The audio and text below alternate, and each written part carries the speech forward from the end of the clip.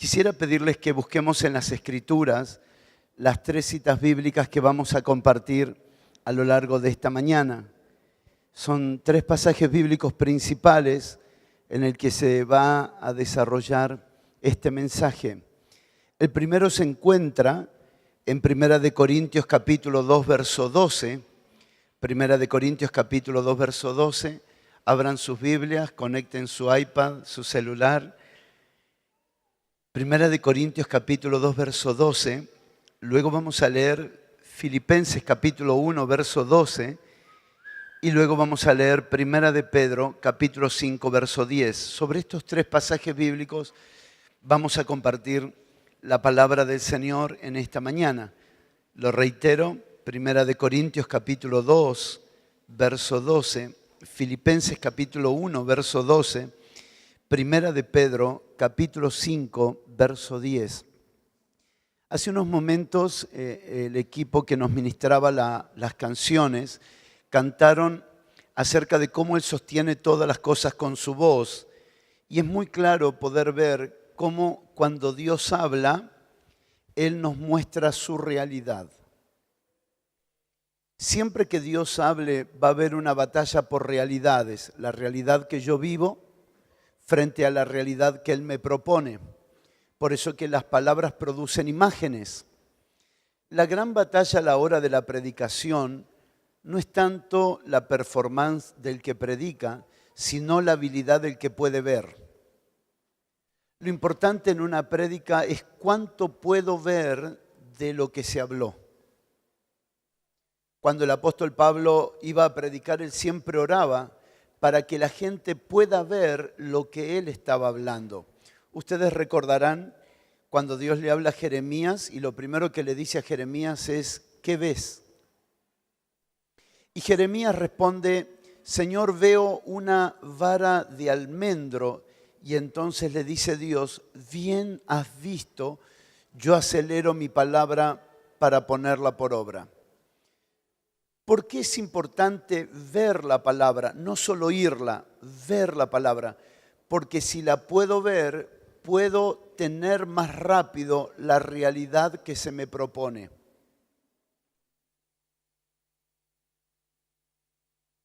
Todo será más rápido si lo puedo ver. ¿Y qué es lo que siempre me propone la palabra de Dios? En una prédica, en una enseñanza, en una canción. ¿Qué es lo que me propone la palabra de Dios? Siempre la palabra de Dios me propone una nueva oportunidad. Oportunidades. ¿Cuántos de nosotros llegamos a la iglesia quebrados y Dios nos hizo progresar? ¿Cuántos de nosotros llegamos a la iglesia en crisis de diferentes maneras y al escuchar la voz de Dios, Dios nos propuso otra realidad? Yo me entregué al Señor Me entregué al Señor.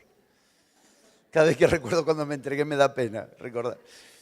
Y entré por una puerta como aquella, sucio, hacía 15 días que no me bañaba y no me condenes porque alguien me ganó de nuestra barra, de nuestra patota en Buenos Aires, en Villa Devoto, que llegó a estar 25 días sin bañarse. Sabías a 10 cuadras que él estaba llegando. Pero cuando llegué, él me propuso su verdad que fuimos entendiendo juntos, que es su realidad. Y esa realidad es una oportunidad que yo tengo para escoger. Por lo tanto, cuando Dios habla, siempre crea una nueva oportunidad. ¿Puedes repetir conmigo para dar tiempo a los que escriben? Cuando Dios habla, siempre Dios está creando una nueva oportunidad. Esa es la realidad que Él me propone. Moisés tenía una realidad delante de él llamada Mar Rojo, pero cuando Dios le habló, le propuso una oportunidad. Pero la oportunidad que Dios le propuso demandaba una acción de Moisés.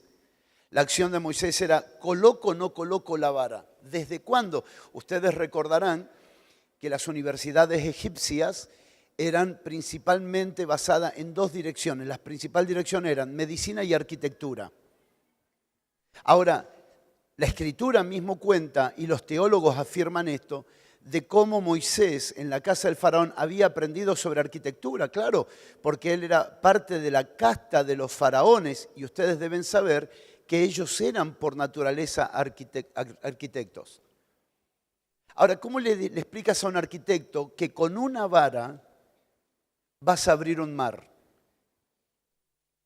Sin embargo, cuando Dios le dice, Moisés, cuando estés frente al Mar Rojo, solo coloca la vara, decirle a un arquitecto que con una vara sería suficiente es decirle que todos los años que estudiaste en la universidad fue al cohete. No se entendió. ¿Sí se entendió? ¿Aquí usan la palabra el cohete? Ah, bueno, entonces, que fue el cohete. Claro, ¿puedes levantar tus manos, por favor, y recibir esta palabra en esta mañana y decir su oportunidad? Te hará sentir que muchas de las cosas que sabes están al cohete. Porque Él es poderoso. ¿Cuántos dicen amén? Él es poderoso. Él es poderoso. Decirle a un médico, no, pero lo digo aquí y termino. Decirle a un médico, con una palabra de sabiduría, cómo sanar a un enfermo, te hace preguntarte, ¿para qué corno estudié 27 años medicina? Después continuamos más con esto. La palabra de Dios siempre te propone su voz, su realidad, esa oportunidad que Él va a producir en nosotros. Vamos a ver la batalla que tenemos cada uno de nosotros frente a la propuesta o a la oportunidad de Dios. Primera de Corintios capítulo 2, verso 12. Cada tanto digan amén como para saber que están despiertos. Y nosotros no hemos recibido el espíritu del mundo, sino el espíritu que proviene de Dios, para que sepamos lo que Dios nos ha concedido. Lo cual también hablamos, no con palabras enseñadas por sabiduría humana, sino con las que enseña el Espíritu, acomodando lo espiritual a lo espiritual. Pero el hombre natural no percibe las cosas que son del Espíritu de Dios, porque para él son locura y no las puede entender, porque se han de discernir espiritualmente. En cambio, el espiritual juzga todas las cosas, pero él no es juzgado de nadie, porque ¿quién conoció la mente del Señor? ¿Quién le instruirá? Mas nosotros tenemos la mente de Cristo. Si las cosas naturales que nos pasan diariamente, que nos pasan cotidianamente, las juzgamos naturalmente, ¿qué es lo que nos va a pasar? Nos va a pasar que vamos a estar acorde. Porque lo natural puede juzgar lo natural. Ahora, el problema está cuando lo espiritual está haciendo algo y querer juzgarlo naturalmente. Por eso es que las cosas deben ser discernidas según la naturaleza que se proponen. O sea, yo ayer a la tarde vi el partido de River y Boca y yo sabía que Boca iba a ganar, naturalmente. Si River gana, es una intervención divina. Entonces, vamos poniendo las cosas en orden. Vamos poniendo, si yo me presento frente, los de River ya se cerraron, no se cierren, esperen un poquito, entiendan a dónde voy. Lo natural se concibe naturalmente. Ahora, lo espiritual no se puede concebir naturalmente, lo espiritual debe ser concebido espiritualmente. Por lo tanto, tenemos la oportunidad de ver la vida desde una perspectiva natural y ocasional o ver la vida de una perspectiva espiritual y desde la soberanía de Dios. ¿Qué es lo que nos enseña la soberanía de Dios? La soberanía de Dios nos enseña que Dios siempre está en control. La soberanía de Dios nos muestra que Dios siempre está en control. De aquí en adelante comenzamos a entender entonces que todo lo que Dios hará con nuestra vida siempre será proponernos una oportunidad. Cuando me cuesta ver a Dios en lo que me pasa, en lo que nos pasa, en lo que pasa en el mundo entero, cuando nos cuesta ver a Dios, entonces nos rendimos con una mente natural y nos sujetamos a las circunstancias. Pero cuando reconocemos que Dios es soberano y que está en control absolutamente de todo, lo que siempre vamos a ver son oportunidades. Y esto se juzga espiritualmente. Por lo tanto, la pregunta más importante que me debo hacer en las diferentes circunstancias de la vida es: ¿cuál es la oportunidad que Dios me propone? En esta situación, ¿qué me está proponiendo Dios? No qué está haciendo el diablo, no qué están haciendo los hombres, no qué está pasando en el campo laboral, el campo de la salud, en el campo familiar. ¿Qué me está proponiendo Dios? Y esta es la forma de juzgar de los seres espirituales. Los espirituales siempre están preguntándose: ¿qué Dios quiere hacer con esto? ¿Qué Dios quiere mostrarnos con esto? Veamos Filipenses capítulo 1, verso 12. Un hombre espiritual que leyó su momento, que leyó su tiempo. Filipenses 1:12 dice la Escritura: quiero que sepáis, hermanos, que las cosas que me han sucedido han redundado más bien para el progreso del Evangelio. ¿De qué estaba preocupado el apóstol Pablo? De que los hermanos sepan qué estaba pasando. ¿Qué es lo que estaba pasando? Pablo estaba preso en Roma, pero Pablo está preocupado que los hermanos lean correctamente. Tenían que leerlo correctamente. Por eso aparece la palabra al principio, para que sepáis. Él les estaba escribiendo para que sepan leer lo que debían de leer. Que lo que Pablo estaba viviendo iba a servir para el progreso del Evangelio. Miren el verso 13, por favor. De tal manera que mis prisiones se han hecho patente en Cristo en todo el pretorio y a todos los demás. ¿Se anima a leer el verso 14 en voz alta conmigo? Y la mayoría de los hermanos, ¿cuántos? No todos. La mayoría de los hermanos, porque no todos leen espiritualmente. La mayoría de los hermanos, dice la Escritura, dice la palabra, cobrando ánimo en el Señor con mis prisiones, se atreven mucho más a hablar la palabra sin temor. Por lo tanto, Pablo tiene una lectura de su vida, Pablo tiene una lectura de sus días, es una lectura espiritual. Naturalmente él estaba en una cárcel, digno de conmiseración. Pero espiritualmente él no estaba sintiéndose en una prisión, espiritualmente él estaba viendo la oportunidad. Alguien diga conmigo la oportunidad. ¿La oportunidad de qué? De que el Evangelio avance. Él estaba viendo esta oportunidad y esta es la propuesta de Dios a través de Pablo a los hermanos de Filipo. La propuesta que Dios le hace es esta. Por favor, no tengan conmiseración de lo que debe verse espiritualmente, porque todo será visto para que el Evangelio siga progresando para la gloria de Dios. Pero ¿qué pasó? Cuando reciben el mensaje, no todos lo reciben, sino que la mayoría, alguien grite conmigo, la mayoría. ¿Puedes decir conmigo, soy parte de la mayoría? Soy parte de la mayoría que aprende a leer todas las circunstancias como el progreso del Evangelio. Soy parte de la mayoría que aprende a leer de donde se debe de leer. Desde dónde se debe leer todas las cosas. Si creemos que Dios es soberano, que Dios está en control de todo, entonces algo tiene Él en mente que va a hacer que el Evangelio avance. Algo tiene Él en mente y lo vamos a ver claramente, lo vas a ver claramente. Algo tiene Él. No hay nada que se escape al control y a la soberanía del Señor. ¿Alguien puede decir amén a esto? Él es soberano y Él tiene algo en mente. Y lo que Él tiene en mente es que siempre el Evangelio avance. Ahora veamos cómo es una de las formas en que el Evangelio va a avanzar. Grite conmigo, confirmar. Por medio de confirmar a los santos, el Evangelio avanza. Esta es una de las tantas expresiones en que el Evangelio avanza, pero de una de las tantas es una de las principales. El Evangelio avanza cuando los santos son confirmados. ¿Por qué Pablo le escribe a los hermanos de Filipo? Para confirmarlos en la fe. ¿Ustedes recuerdan cuando Pablo tiene que volver en los viajes misioneros de nuevo, el segundo y el tercer viaje misionero? Pablo usa esta expresión, volvamos para confirmar a los hermanos en la fe. Volvamos para ver si están firmes en la fe. Volvamos para saber cómo están ellos en la fe. Por lo tanto, el Evangelio avanza cuando los hermanos están confirmados.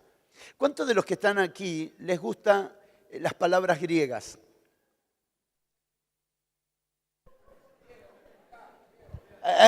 Pues siempre en todas nuestras congregaciones tenemos a alguien que nos gusta la palabra griega.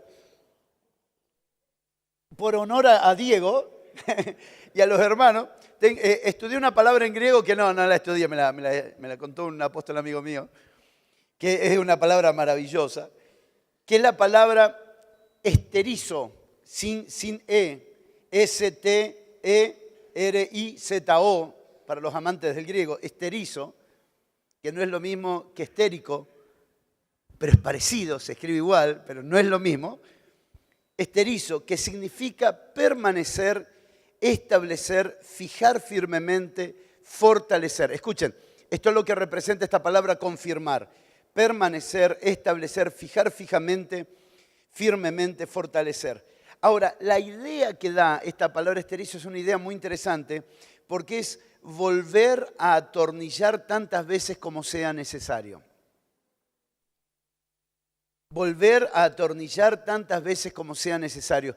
¿Hay alguien aquí que en su casa cada tanto tiene que atornillar algo de nuevo? Por favor, las esposas no miren a sus maridos, los padres no miren a sus hijos, que siempre hay que estar atornillando algo porque se afloja. Y cuanto mayor presión, hay que estar continuamente atornillando. Bueno, la palabra confirmar, escuchen, da la idea de algo que se desatornilla y que hay que estar continuamente atornillándolo. Tipo Frankenstein, una cosa así, que se desatornilla y hay que estar continuamente atornillándolo. La idea es que cuando los apóstoles manejaban esto, no estaba la palabra tornillo. Es la idea que se va entendiendo a la expresión confirmar. Confirmar, voy a volver a los hermanos a confirmar para volver a ajustar los tornillos, para que no se mueva lo que estamos construyendo. Puedes abrazar a alguien y decirle, te están atornillando para que no se mueva lo que se está construyendo. Te estamos atornillando. Ahora abrazalo bien fuerte, dale el mejor beso que tengas y decirle, nos están atornillando para que no se mueva lo que se está construyendo.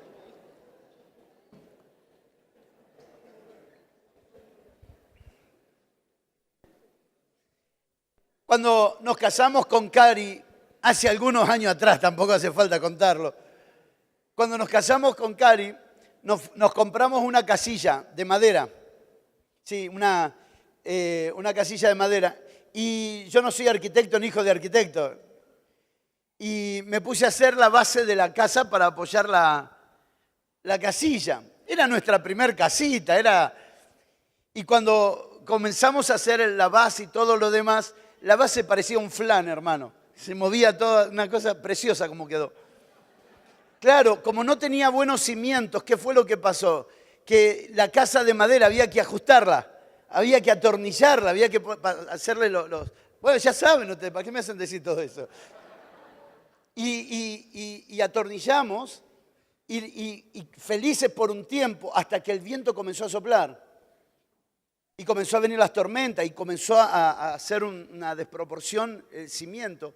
Y la casa se nos aflojaba cada 2 por 3 y había que estar revisándola porque se empezaba a mover. Y yo no sé si alguno ha tenido la oportunidad de estar en una casilla de madera cuando sopla mucho viento, porque te puedo asegurar que es una aventura. La hermana ya, gracias hermana por la colaboración. Es una aventura estar ahí adentro.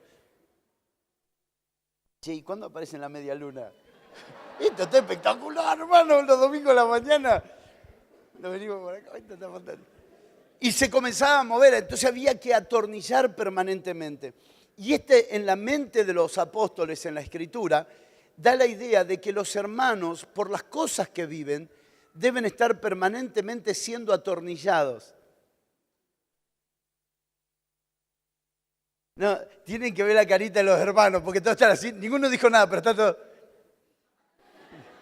Ahora entiendo, dicen los líderes, cada tanto tengo que atornillar a alguno. Claro, es verdad, porque confirmar es atornillarlo.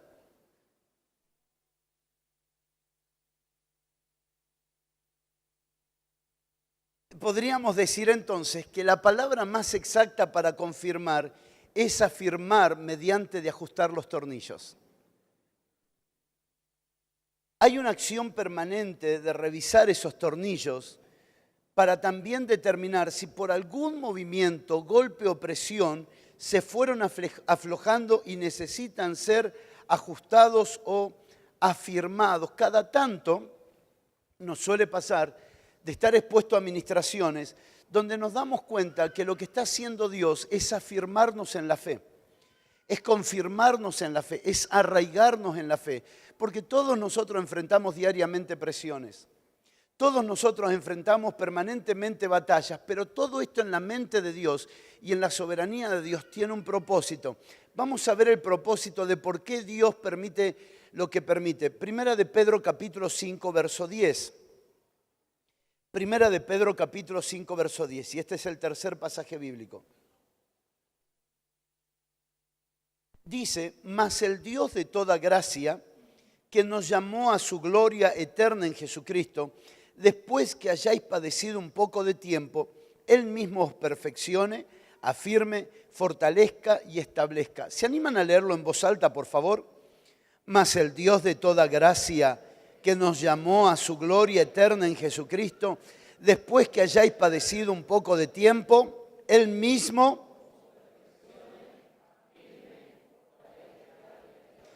En otras palabras, Él mismo los atornille.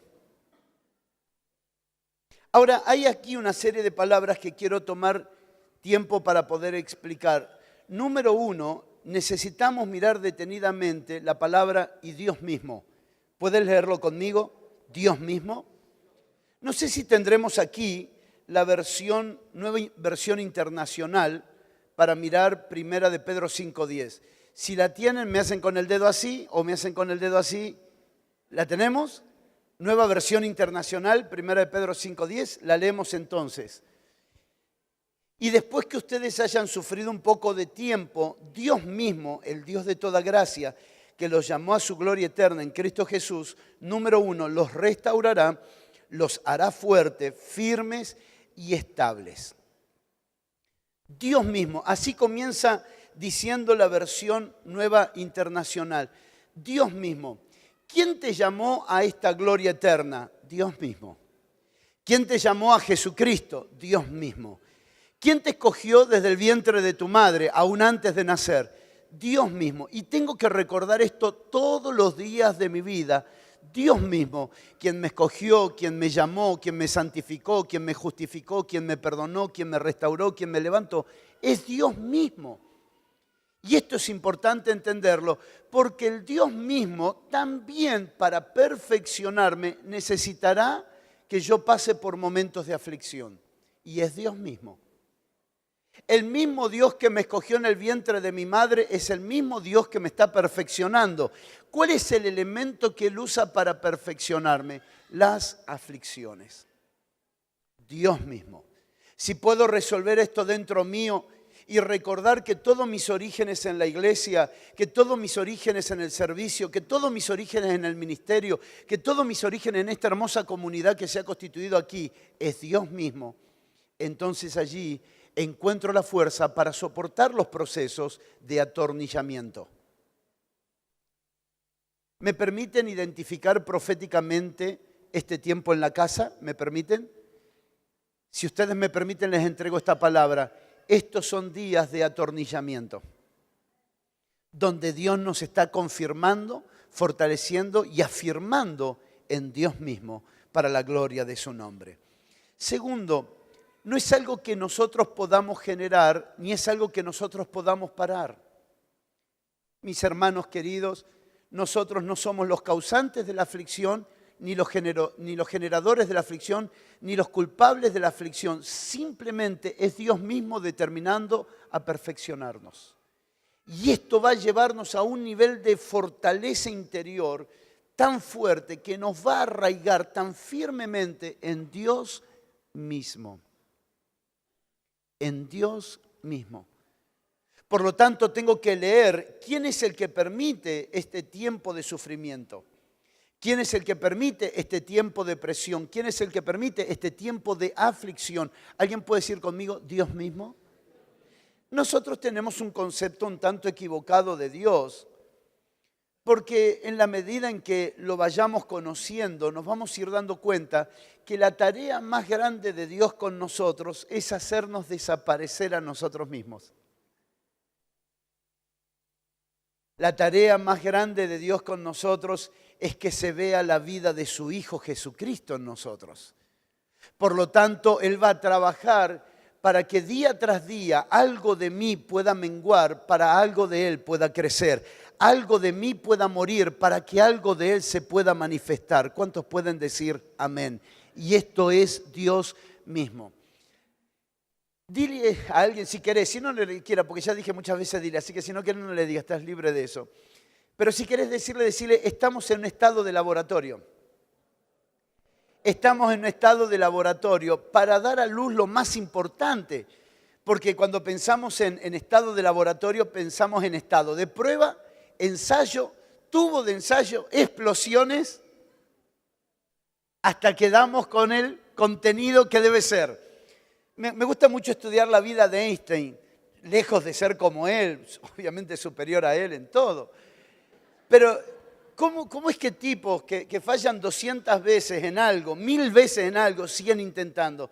Porque creen que lo que están procurando lo van a alcanzar. ¿Por qué Dios nos trajo un laboratorio llamado iglesia? Dios nos trajo un laboratorio llamado iglesia porque Él cree en nosotros. Algunos de nosotros podemos hacer más explosiones que otros, pero va a terminar la iglesia manifestando a Cristo con toda su belleza, hermosura y su gloria. Tal vez esto pueda traer consolación a algunos y decirle, todavía estamos en tiempo de explosiones, porque estamos en un proceso de laboratorio. Pero Dios da a luz la razón por la que Él nos llamó, porque es Dios mismo.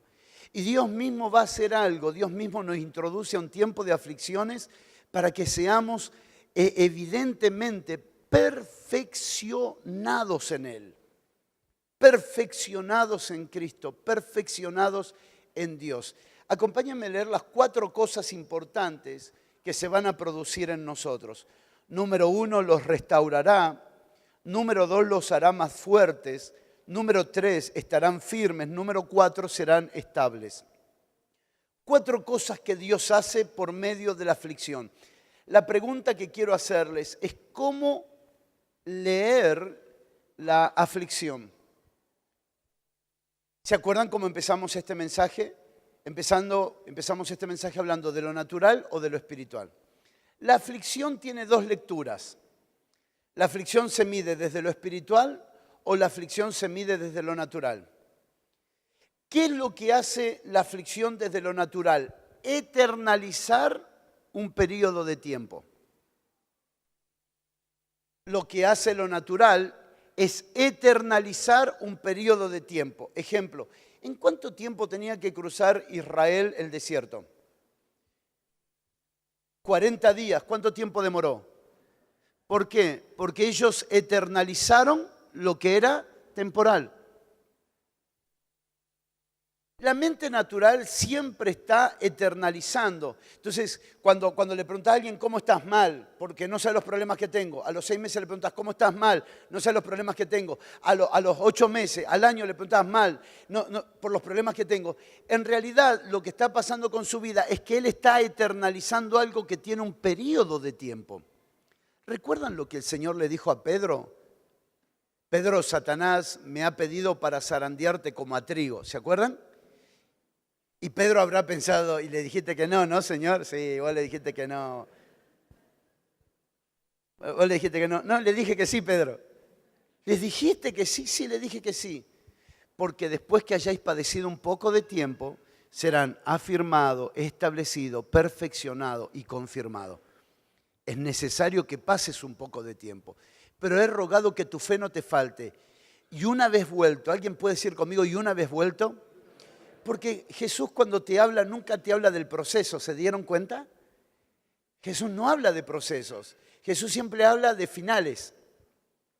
Cuando le mostró la visión a José, cuando le mostró el sueño a José, y le dijo, vas a hacer esto y vas a hacer aquello. ¡Qué loco! Y tus hermanos se van a postrar delante de vos. ¡Qué loco! Y tu papá y tu mamá se van a postrar delante de vos. ¡Qué loco! Lo que nunca le mostró el Señor fue el proceso. ¿Por qué? Porque cuando el Señor te muestra el final, Él porque ya te vio que lo lograste. Te muestra el final porque ya lo vio. Y la razón por la que me está atornillando es porque Él ya me vio. Por un poco de tiempo, Pedro, y una vez vuelto confirmarás a tus hermanos. ¿Ustedes recuerdan esa expresión? Y una vez vuelto confirmarás. O sea, voy a permitir algo para que se te atornille a ti, porque mañana tú vas a ser un destornillador para otros. Ahora, la mente natural eternaliza lo que es temporal, pero la mente espiritual no. La mente espiritual lo juzga todo desde lo eterno. La mente espiritual, la mente en Cristo Jesús, el hombre espiritual lo juzga todo desde lo eterno. Por eso ustedes leen, igual que yo, Romanos capítulo 8, cuando Pablo dice, tengo por cierto que las aflicciones del tiempo no son comparables con la gloria venidera que en nosotros ha de manifestarse. Él está definiendo desde qué posición está leyendo su persecución. Él está definiendo que sus cárceles no son definidas por las cosas temporales, sino desde una mente eterna. Claro, cuando miro lo eterno desde aquí, lo pasajero desde aquí, es una cosa. Pero cuando estoy aquí arriba y miro desde lo eterno, eso digo, no, esto es un poco de tiempo. Por eso, 1 de Pedro 5:10 dice, cuando hayáis padecido un poco de tiempo, porque en Dios todo es un poco de tiempo. Puedes levantar tus manos y decir conmigo, todo depende de donde lo vea. Todo depende de donde lo vea, un poco de tiempo. Señores, tengo planes para ustedes en 40 días, pero tardaron 40 años. Yo tenía planes por un poco de tiempo. Todo depende de donde lo leas. Los días que vienen son días donde Dios nos afirmará, nos establecerá, nos arraigará, nos afirmará en Él. Y todo será un poco de tiempo. ¿Y cuánto es un poco de tiempo? Si lo dice Gustavo, un poco de tiempo puede ser 10 minutos. Si te lo dice Dios, puede ser un día. El único problema es que para Dios 1000 años es como un día. Bueno, no importa que no lo hayan entendido, después se lo cuenta un líder. ¿Qué es un poco de tiempo para Dios? ¿Qué es un poco? Todo proceso de Dios, puede tocar 2 o 3 personas, todo proceso de Dios es un poco de tiempo. Todo proceso de Dios es un poco de tiempo. Yo congregaba en un lugar en San Martín, la ciudad de Loma Hermosa, y allí estaba trabajando en 14 ministerios. Era más que el Espíritu Santo. No tenía pollera, por eso no me pusieron con las damas, pero estaba en todos los cursos habido y por haber, todas las enseñanzas, todos los liderazgos, dirigía todo, misiones, evangelismo, adoración, oración, todo, hacía todo, el curso de membresía, el curso de bautismo, todo. Y como si fuera poco, el presidente del presbiterio de nuestra región, de la Unión de las Asambleas, me reconoció como presidente del presbiterio juvenil de la Unión de 24 congregaciones. Me iba en título. Filipenses 3, la vida de Pablo era un poroto al lado mío. Me faltaba ser circuncidado en el 8º día y fariseo de fariseo. Lo tenía todas. Y el Señor me llama a congregar en el lugar más glorioso que me pudo haber llamado, que es donde conocí a Cari. Las hermanas. Conocí a Cari. Claro, cuando llego ahí, el pastor me recibe con mucho amor y me dice así, Gustavo, Dios me dijo que te iba a traer. Y estoy feliz. Después le costó aceptar que yo fuera, porque el pastor de la congregación era el papá de Cari. O sea, cuando me recibió con alegría. Cuando le dije que estaba enamorado de su hija, cambió. Es tremendo eso. Y me dijo, yo sé que Dios te trae. Y él sabía el currículum que yo traía, porque éramos de la misma organización. Él sabía el currículum que yo traía. Y entonces un día, después ya de 2 meses de estar en la congregación, me pide una reunión formal y le digo, sí, por favor, pastor. Y yo dije, ya está, ¿viste? Presidente de jóvenes como mínimo, copastor como mínimo. Y me dice, mira, el Señor me estuvo hablando de que vos estuviste haciendo un trabajo muy fuerte con los jóvenes, ¿es verdad? No fue tan fuerte, pero sí importante. ¿Y qué me hace el Señor que padezca un poco de tiempo? En aquel momento no se reconocía el ministerio de la mujer. Y charlando con Cari, yo le contaba todo lo que hacía. Teníamos en nuestra congregación en ese momento 68 jóvenes después de 24 partos cesáreas en seco. Nos costaba un Perú. Y le digo, porque yo estuve trabajando con... Sí, porque fueron 2 cosas diferentes, amor. Porque sé que te conozco. Vos dijiste, ¿cómo dijo cesárea y parto en seco? Porque fueron de las 2 formas de concebir, te lo digo.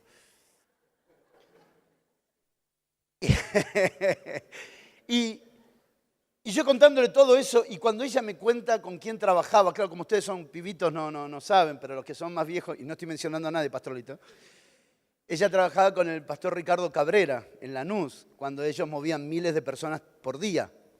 Y ella era líder de jóvenes, de todos los jóvenes de ahí. Y yo como un bobo, siendo Josué, diciéndole a Moisés, contándole a Karina cómo yo dirigía a tantos jóvenes. Cuando ella me sacó todo lo que hacía, dije, ¿para qué me abrí la boca? Así que ese fue un golpe primero, así de movida, no la pude impresionar con nada. Y después, mi suegro, mi pastor, que Dios lo tenga en la gloria y no me lo devuelva, que nos toque diferente country en el cielo, me dice así, me dice, Gustavo, Dios me habló de todo lo que hiciste con los jóvenes. Qué bueno.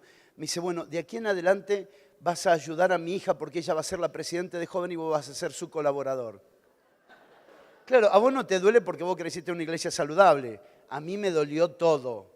Sentí que me agarró, no sé, Arnold Schwarzenegger endemoniado y me rompió todos los huesos.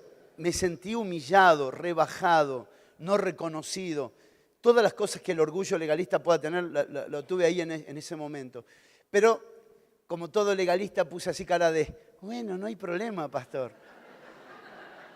Porque el legalista es así, el legalista nunca te muestra lo que le pasa por dentro. Siempre te, no, bueno, está bien, pastor, no hay problema. Cuando me fui a casa, me fui comiendo acero y escupiendo clavo. La bronca que tenía yo debajo de una mujer, ¿desde cuándo se ha visto esto? Pero tenía que padecer un poco de tiempo. El problema estaba que en mi mente natural yo pensaba que yo sufría. En la mente espiritual me di cuenta que Dios me estaba perfeccionando. La mente natural siempre te va a victimizar. La mente espiritual siempre va a ver el propósito. Siempre va a haber la oportunidad que Dios está produciendo algo glorioso en nosotros. Por lo tanto, desde la mente natural yo me sentía miserable. Bart Simpson era un poroto al lado mío. Homero Simpson, tomado 50 cervezas, era un poroto al lado mío. Yo estaba totalmente deprimido.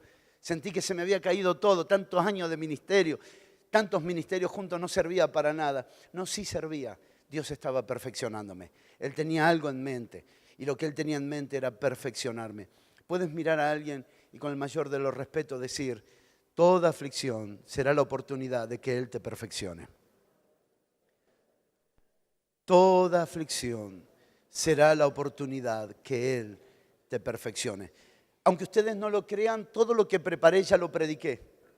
Nunca, yo siempre predico 2 horas, pero como me dijeron que hay que almorzar, estoy tratando de ser cuidadoso. ¿Me permiten cerrar con estas 4 palabras? Estas son las 4... Gracias por permitirme.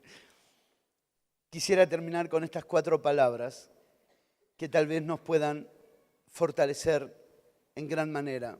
Acompáñenme a ver Hechos capítulo 15, verso 32, para terminar sobre estas 4 palabras.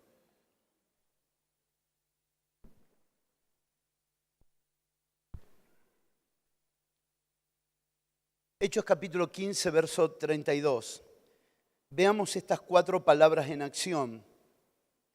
Perfeccionados, afirmados, fortalecidos y establecidos. Hechos capítulo 15, verso 32. Y Judas y Silas, como ellos también eran profetas, consolaron y confirmaron a los hermanos con abundancia de palabras. Si en estos días Dios te da la oportunidad de hablar con alguien que esté en aflicción, te ruego en el nombre de Jesús que le recuerdes que Dios lo está perfeccionando. Decirle a alguien en tiempo de aflicción que Dios lo está perfeccionando le quitará de su vida todo estado de victimización. Decirle a alguien en estos días, ¿sabes qué, hermano? Tengo que decirte esto en palabra del Espíritu Santo y en palabra de verdad. Dios te está perfeccionando. Esa palabra de verdad, porque es la verdad, permitirá que el Espíritu de verdad traiga consolación. El Espíritu Santo no es rastreador de errores. El Espíritu Santo no está trabajando en mí rastreando todos mis errores. El Espíritu Santo está trabajando en mí para perfeccionar mi vida en Cristo Jesús. Por lo tanto, ni culpabilidad ni condenación pertenecen a la voz del Espíritu Santo. Cuando el Espíritu Santo habla, habla verdad para consolación. Entonces, cuando voy a mi hermana y le digo, esta aflicción que estás viviendo es porque Él te está perfeccionando.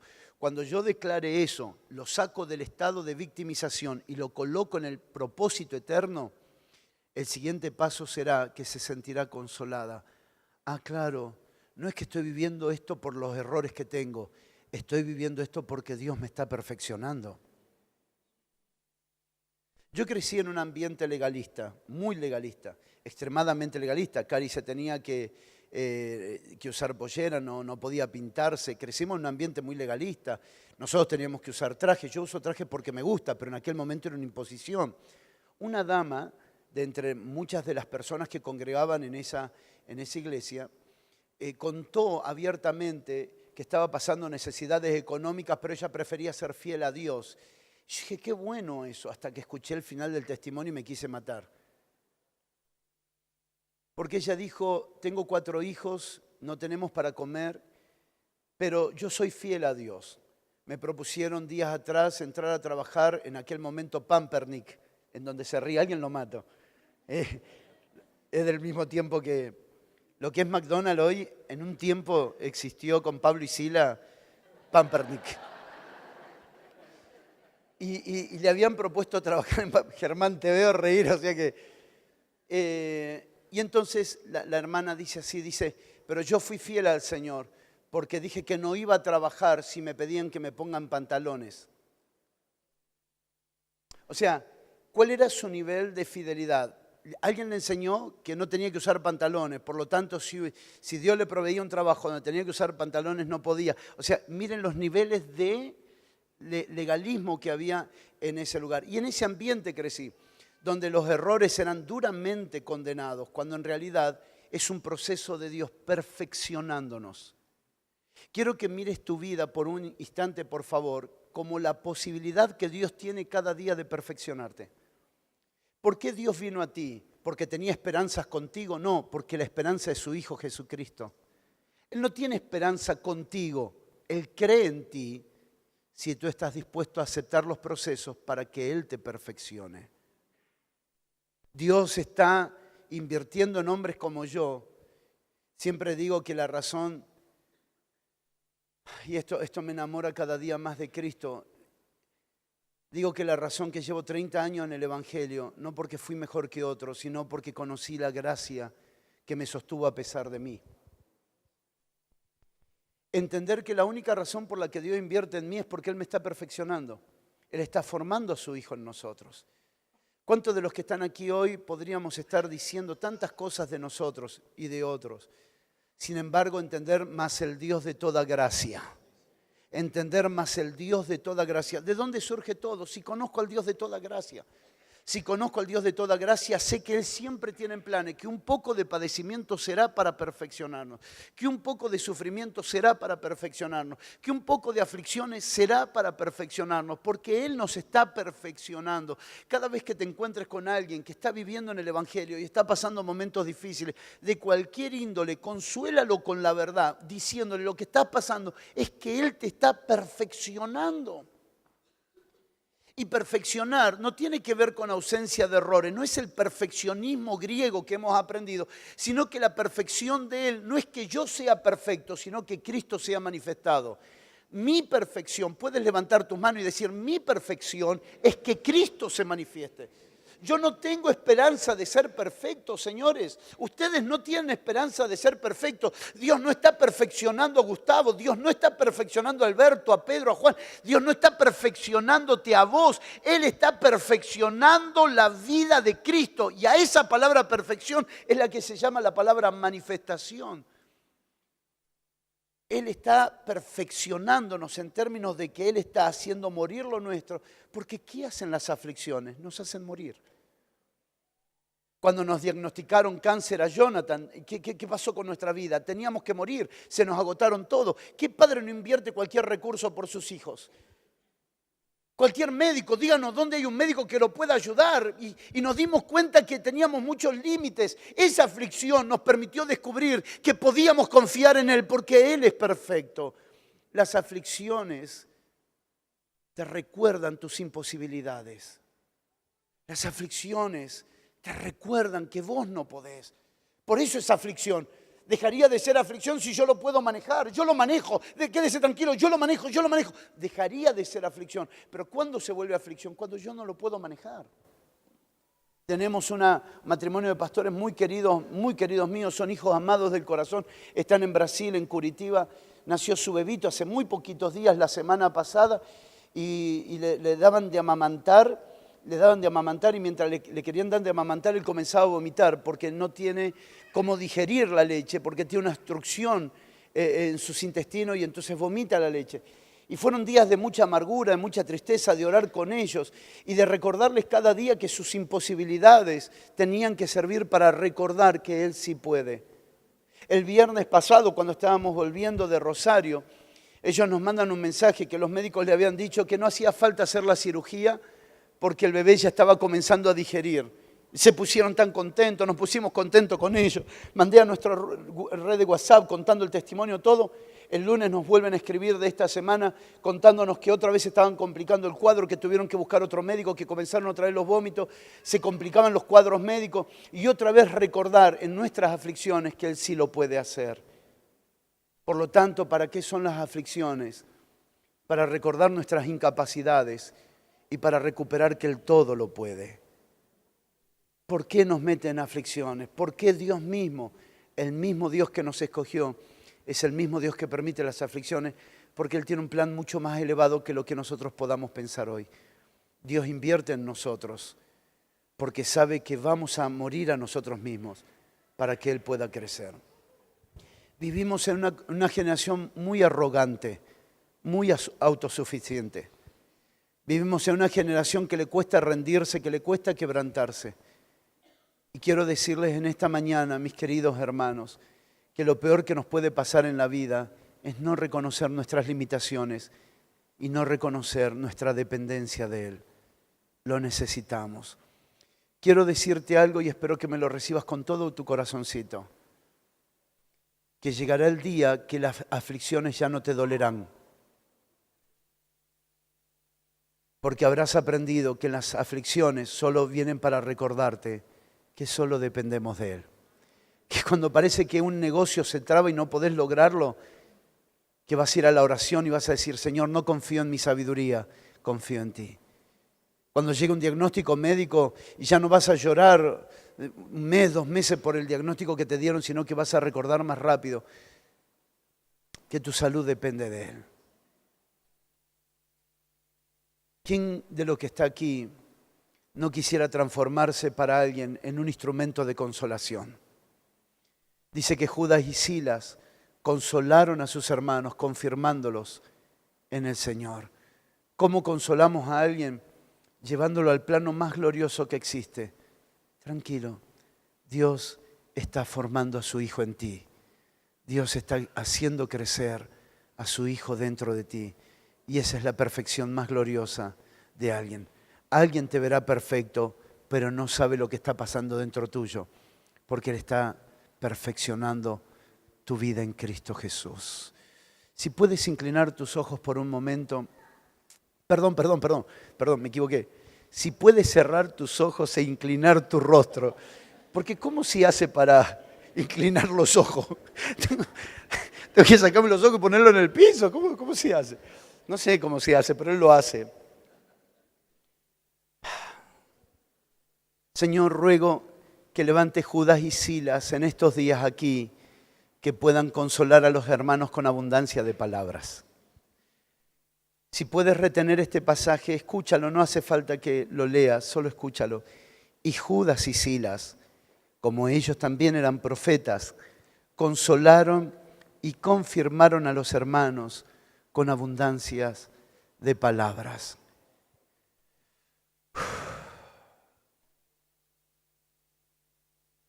Podremos recordar, y después de que ustedes hayan sufrido un poco de tiempo, Dios mismo, el Dios de toda gracia que los llamó a su gloria eterna en Cristo, los restaurará y los hará fuertes, firmes y estables. Mas el Dios de toda gracia, que nos llamó a su gloria eterna en Jesucristo, después que hayáis padecido un poco de tiempo, Él mismo os perfeccione, afirme, fortalezca y establezca.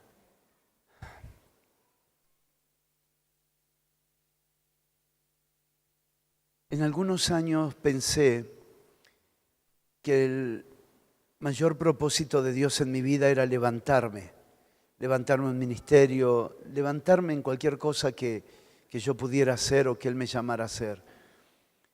Tengo que confesarles que me equivoqué. Tengo que confesarles que Él no me llamó para levantarme, porque en realidad el único que debe ser levantado es Él. Él me llamó para perfeccionarme. A veces aspiré motivacionalmente de manera equivocada, a veces aspiré a un ministerio más que a Cristo. A veces aspiré más tener un don que a Cristo. A veces aspiré un talento, no sé, un ministerio, algo. Aspiré a un lugar, no sé, aspiré a algo que no tenía que haber aspirado. Y lo único que debería haber aspirado era ser perfeccionado. ¿Qué les parece si ponemos en perspectiva nuestras vidas y nos unimos? Que si Él quiere usarnos, que nos use. Pero entonces estaremos aquí para ser perfeccionados. Desde este lugar, desde esta posición, quisiera pedirle que oremos. Desde el lugar y la posición de Señor, crece en mí. Perfeccióname, Señor. Afírmame. Si hay algo de mí que se ha desajustado, atorníllalo, confírmame y concédenos por tu gracia ser levantados de tal manera que se vea Cristo en nosotros. No sé cómo lo haces, pero lo haces. Nos perfeccionas. Esta mañana, que tu espíritu de verdad y de consolación opere en nosotros para darnos sabiduría. Opera en nosotros para darnos paz. Opera en nosotros para no vernos como culpables de la vida ni buscar culpables de la vida, sino para vernos a nosotros como hombres y mujeres que están siendo perfeccionados permanentemente.